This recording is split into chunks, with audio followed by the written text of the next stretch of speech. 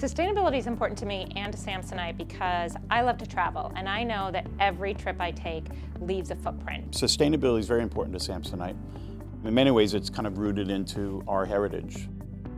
We're a company that's been innovating in this industry for over 110 years. Samsonite's commitment to sustainability means that we're doing everything we can to help me and every other traveler mitigate our impacts on every journey we take. We have a real opportunity to transform this industry, and you should expect this business to lead this industry in a sustainable transformation.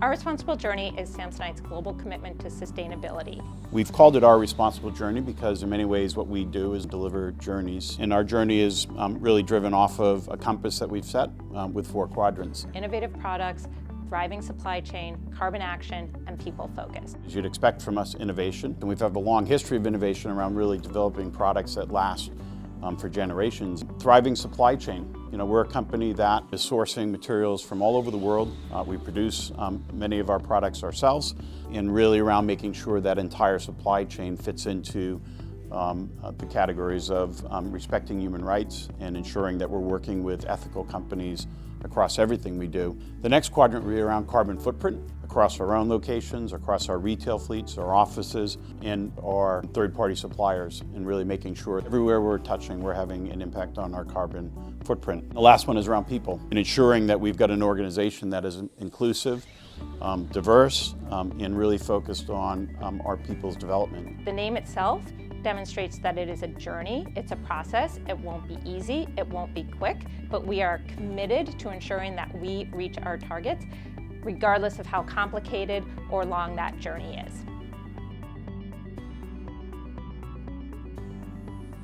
I'm so excited about Magnum Eco because it represents the next step in our journey to become the most sustainable lifestyle bag and travel luggage company. It really is a product that's been a buildup of a few years of work we've been pursuing on sustainability.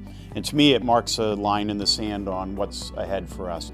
We're constantly looking at how we can reduce our environmental footprint by innovating the way that our products are made. And through the use of recyclable or recycled materials, we will reduce our reliance on virgin plastic and improve the sustainability of our product. This is a product that is made out of 100% post-consumer waste. This bag behind me is a large size, uses over 480 yogurt cups to produce that outer shell. We've been using material rPET already for several years in a lot of our product. rPET is effectively recycled water bottles. So inside this bag, the liner is made out of 100% rPET. You know, if we can get recycled materials, a second use into a product that's going to last for an extremely long period of time, we can really make a difference.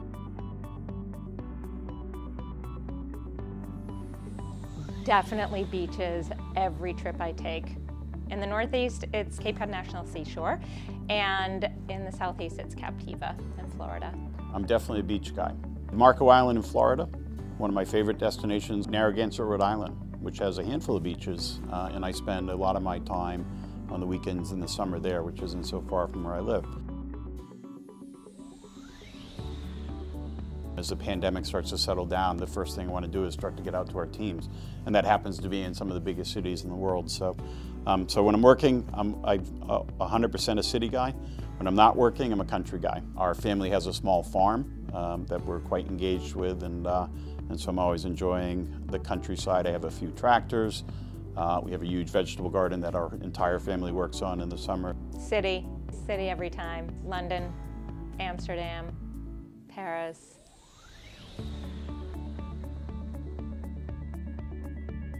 I took a train from Oslo to Bergen, and the ride through the mountains was spectacular. Just views out of every window the entire time.